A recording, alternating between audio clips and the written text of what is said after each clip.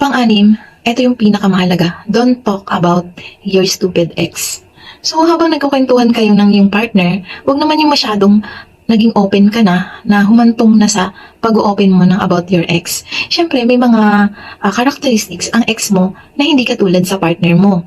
So, maaaring magselos ang partner mo. So, iwasan po natin na pagkwentuhan ng ating mga ex kasi hindi natin maiiwasan na maipagkumpara yung ex natin at yung kasalukuyan nating karelasyon. So, mahalaga po na bigyan ng respeto ang karelasyon nyo ngayon. Isa yon sa way ng pagbibigay ng respect sa kanila.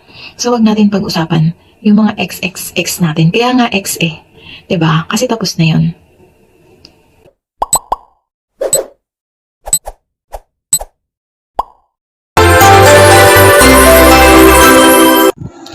Hello, Double Cats! So, welcome to my channel! Hi, Double Cats! For today's video po ay pag-uusapan natin ang ways to keep relationship working. Na love each other. Kapong rewind sa buhay natin, piliin po nating maging masaya at mahalin ang ating kapartner. So, lahat po ay hindi natin maibabalik. Kung ano yung meron tayo ngayon, maging masaya tayo at maging kontento sa bawat isa. Pangalawa ay keep communication open. So, mahalaga talaga ang communication sa ating mga karelasyon. Don't lie. Diyan natin masusukat kung kailan tayo tatagal, kung hanggang saan tayo tatagal. Dahil kapag nag-lie tayo sa ating mga partner, ito po ay pagsisimula ng away at ito rin ang minsan nagiging dahilan ng hiwalayan. Pangatlo, I never talk about breakups. So, wag na wag po nating pag-uusapan yung pakikipaghiwalay. Dahil minsan, kapag sinabi mo yan sa partner mo, maaaring isipin niya na kaya ka pa nakikipaghiwalay dahil meron ka nang nahanap na iba. Huwag na wag mo pong babanggitin sa partner mo yan at huwag na wag mong sasabihin sa kanya yan. Minsan, yan yung nagiging dahilan kung bakit kayo hindi nagtatagal. Dahil minsan may mga babae kasi na kapag nag-away, kapag may konting gusot, ang sasabihin agad sa partner ay mag-break na tayo. Bahala ka na sa buhay mo. So, ayun, ugali nating mga babae yan. Pero yung pala, tinatoyo lang tayo. Huwag na wag po natin sasabihin yan sa partner natin. Kasi kapag napuno yung mga yan sa inyo, baka pagsisihan nyo kapag pumayag siyang makipaghiwalay. So, huwag nating pag-usapan yan. Kapag galit ka, mag-usap kayo ng maayos, huwag pong makikipag-break agad.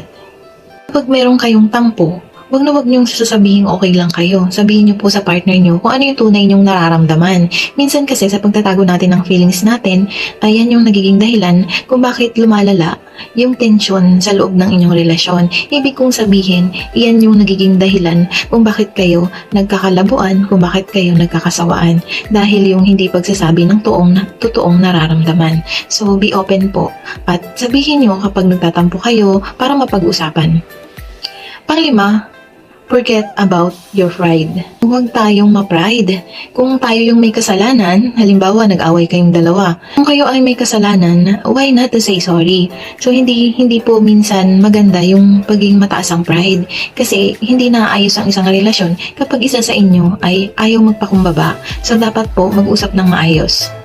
Pang-anim, ito yung pinakamahalaga. Don't talk about your stupid ex.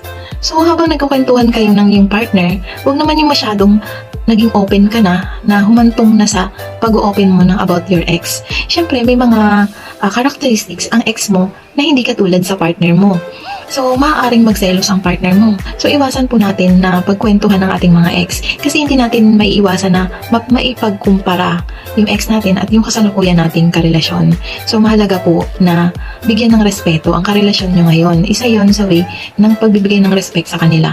So, wag natin pag-usapan yung mga ex natin. Kaya nga ex eh. 'Di ba? Kasi tapos na yon.